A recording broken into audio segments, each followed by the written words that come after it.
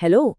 आज हम बात करेंगे मोशन की, यानी गति की। हम हर रोज चीजों को चलते फिरते देखते हैं, है ना? लेकिन क्या कभी सोचा है कि फिजिक्स यानी भौतिकी इसे कितनी बारीकी से देखती है? ये हमें एक बिल्कुल सटीक भाषा देती है, एक अलग नजरिया। तो चलिए आज इसी दुनिया में थोड़ा गहरा उतरते हैं। तो चलिए एक सवाल से शुरू करते हैं। क्या ये मुमकिन है कि कोई 100 मीटर तो चल ले, लेकिन असल में अपनी जगह से 1 इंच भी न हिला हो? अजीब है ना ये सवाल।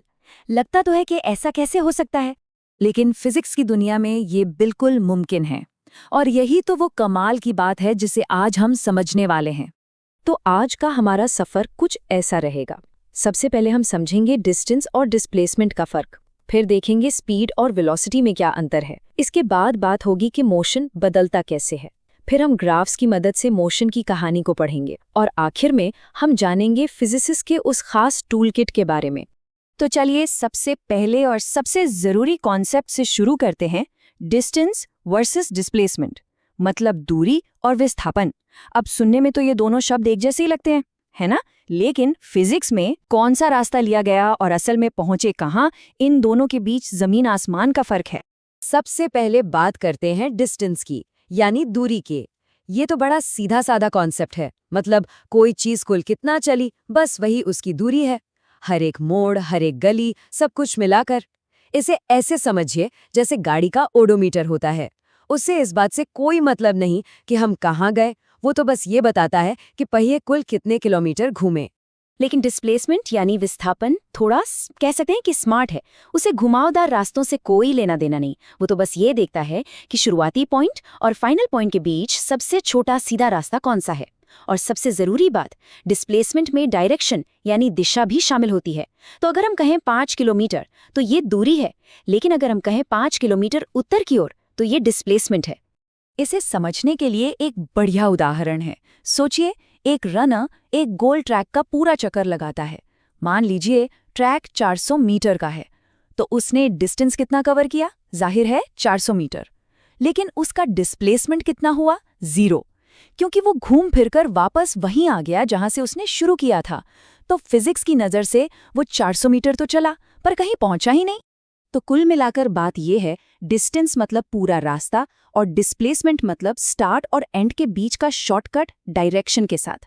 और ये सिर्फ किताबी बातें नहीं है। जब जीपीएस किसी को सबसे छोटा रास्ता बताता है तो वो इसी डिस्प्लेसमेंट के कॉन्सेप्ट का इस्तेमाल करता है। उसे इससे मतलब नहीं कि गलियों में कितना घूमे, वो तो बस ए से बी तक का सबसे सीधा रास्ता ढूंढता है। ठीक है, तो डिस्टेंस और डिस्प्लेसमेंट का फर्क तो समझ आ गया। अब इसी से जुड़ी अगली कड़ी पर चलते हैं, स्पीड वर्सेस वेलोसिटी, यानी चाल और वेग। यहां भी बात सिर्फ रफ्तार की नहीं है, बात डायरेक्शन की भी है। स्पीड यानी चाल, ये तो हम सब जानते हैं। कोई चीज कितनी तेज चल रही है, बस वही स्पीड है।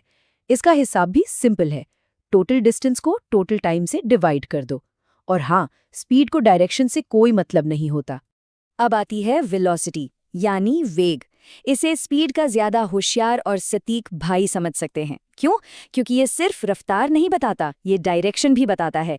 इसीलिए तो ये डिस्टेंस पर नहीं, डिस्प्लेसमेंट पर निर्भर करता है। तो 60 किलोमीटर प्रति घंटा ये स्पीड है, लेकिन 60 किलोमीटर प्रति घंटा पूर्व की तरफ ये वेलोसिटी है। और यहीं पर वो मजेदार बात वापस आती है। याद है वो रनर जो ट्रैक पर दौड़ रहा था? उसकी कोई ना कोई एवरेज स्पीड तो जरूर थी, क्योंकि उसने 400 मीटर का डिस्टेंस कवर किया था। लेकिन उसकी एवरेज वेलोसिटी वो 0 थी। क्यों? क्योंकि उसका टोटल डिस्प्लेसमेंट 0 था। तो चलिए एक और सवाल। एक स्विमर है जो 90 मीटर लंबे पूल में एक किनारे से दूसरे किनारे जाके वापस आ जाता है। टोटल 180 मीटर तैरा, तो उसकी एवरेज वेलोसिटी क्या होगी? बिल्कुल सही, 0, क्योंकि उसका डिस्प्लेसमेंट 0 है। अब सवाल ये है कि ये फर्क इतना जरूरी क्यों है? सोचिए, मौसम की रिपोर्ट में अगर बताया जाए कि एक तूफान 100 किलोमीटर प्रति घंटे की रफ्तार से चल रहा है, तो ये सिर्फ स्पीड है। लेकिन अगर बताया जाए कि वो 100 किलोमीटर प्रति घंटे की रफ्तार से शहर की तरफ बढ़ रहा है, तो ये वेलोसिटी है। और यही वो जानकारी है जो असल में मायने रखती है। अच्छा, तो हमने मोशन को नापना तो सीख लिया, लेकिन चीजें हमेशा एक ही स्पीड या एक ही डायरेक्शन में तो नहीं चलती, है ना? तो अब सवाल ये है कि हम मोशन में होने वाले बदलाव को कैसे समझें और कैसे बताएं? देखिए, मोशन को मोटे तौर पर दो हिस्सों में बांट सकते हैं। एक होता है यूनिफॉर्म मोशन, यानी एक समान गति। मतलब जब कोई चीज लगातार एक ही स्पीड और एक ही डायरेक्शन में चले, जैसे एक खाली हाईवे पर क्रूज कंट्रोल पर चलती हुई कार। और दूसरा होता है नॉन यूनिफॉर्म मोशन, यानी असमान गति। जैसा कि नाम से ही जाहिर है, यहाँ या तो स्पीड बदल रही है या डायरेक्शन, या फिर दोनों। जैसे शहर के ट्रैफिक में फंसी हुई कार, कभी तेज, कभी धीमी, कभी रुक गई। और जब भी वेलोसिटी में कोई बदलाव आता है, ध्यान दीजिए, वेलोसिटी में, सिर्फ स्पीड में नहीं, तो उस बदलाव को नापने के लिए हमारे पास एक शब्द है, एक्सेलरेशन या त्वरण। ज्यादातर लोग सोचते हैं कि एक्सेलरेशन का मतलब सिर्फ स्पीड बढ़ाना है, लेकिन ऐसा नहीं है। स्पीड कम करना यानी ब्रेक लगाना, ये भी एक्सेलरेशन है, बस नेगेटिव एक्सेलरेशन। और अगर कोई चीज एक ही स्पीड से गोल गोल घूम रही है, तो भी वो एक्सेलरेट कर रही है, क्योंकि उसकी डायरेक्शन लगातार बदल रही है। ठीक है, अब आते हैं एक बहुत ही मजेदार हिस्से पर, ग्राफ्स में छिपी कहानी। कहते हैं ना, एक तस्वीर 1000 शब्दों के बराबर होती है।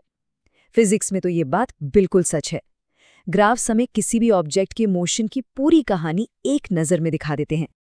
जैसे ये डिस्टेंस टाइम ग्राफ है, ए से बी तक का हिस्सा देखिए, एक सीधी ऊपर चढ़ती हुई लाइन।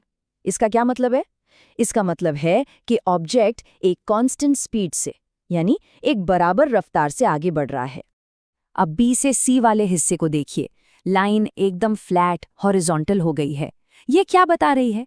ये बता रही है कि टाइम तो बीत रहा है, लेकिन डिस्टेंस नहीं बढ़ रहा, यानी ऑब्जेक्ट रुक गया है, अपनी जगह पर खड़ा है। और फिर सी से डी का हिस्सा, यहाँ लाइन फिर से ऊपर जा रही है, लेकिन ध्यान से देखिए, ये पहले से ज्यादा खड़ी है, ज्यादा स्टीप है। इसका मतलब है कि ऑब्जेक्ट ने फिर से चलना शुरू कर दिया है, और इस बार उसकी स्पीड पहले से भी ज्यादा है। देखा, एक ग्राफ ने हमें पूरी जर्नी की कहानी सुना दी। अब बात करते हैं वेलोसिटी टाइम ग्राफ की। यहाँ दो सुनहरे नियम हैं जिन्हें हमेशा याद रखना चाहिए। पहला, ग्राफ का जो स्लोप यानी ढलान है, वो हमें एक्सेलरेशन के बारे में बताता है। और दूसरा, ग्राफ के नीचे का जो एरिया यानी क्षेत्रफल है, वो हमें टोटल डिस्प्लेसमेंट बताता है। इस ग्राफ को देखिए, पहले हिस्से में लाइन ऊपर जा रही है, मतलब कांस्टेंट एक्सेलरेशन। बीच का हिस्सा एकदम फ्लैट है, इसका मतलब वेलोसिटी कांस्टेंट है, कोई एक्सेलरेशन नहीं। और आखिरी हिस्से में लाइन नीचे आ रही है, मतलब डिसेलरेशन हो रहा है, या कह सकते हैं कि ब्रेक लग रहे हैं। और ये जो पूरा शेडेड एरिया है, यही वो टोटल डिस्टेंस है जो ऑब्जेक्ट ने कवर किया है ना कमाल? एक ग्राफ और कितनी सारी जानकारी। और अब हम आ गए हैं अपने आखिरी और सबसे पावरफुल सेक्शन पर, फिजिसिस्ट का टूल किट।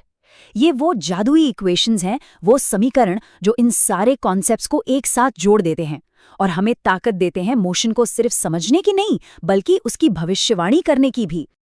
ये हैं मोशन की 3 सबसे ज़रूरी इक्वेशंस। हाँ, एक बात याद रखने वाली है कि ये तब काम करती हैं जब एक्सेलरेशन यूनिफॉर्म हो, यानी एक जैसा हो। ये सिर्फ फॉर्मूले नहीं है, ये वो हथियार हैं जिनसे वैज्ञानिक बड़ी बड़ी गणनाएं करते हैं। पहली इक्वेशन वेलोसिटी और टाइम को जोड़ती है, दूसरी डिस्प्लेसमेंट और टाइम को, और तीसरी वेलोसिटी और डिस्प्लेसमेंट को। तो अब जब ये टूलकिट हमारे सामने है, तो जरा सोचिए, इन्हीं बेसिक आइडियाज और इक्वेशंस का इस्तेमाल करके हम क्या क्या कर सकते हैं। किसी ग्रह का रास्ता कैलकुलेट करना हो, क्रिकेट की बॉल किस रास्ते से जाएगी ये पता करना हो, या फिर एक तेज चलती कार को रोकने के लिए कितनी दूरी चाहिए ये निकालना हो, इन सब के जवाब इन्हीं बुनियादी सिद्धांतों में छिपे हैं। फिजिक्स की दुनिया इन्हीं सवालों से तो शुरू होती है।